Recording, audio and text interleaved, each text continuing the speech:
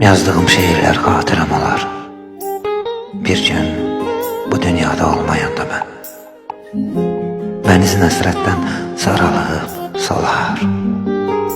Bir gün bu dünyada olmayanda mən. Gözlərim gözündə dərin iz qoyar. Ürəyin intizar çəkməkdən doyar. Qulağım hər yerdə səsimi duyar. Bir gün bu dünyada olmayanda mən. Mənsiz yuxularım xeyrə yazılmaz.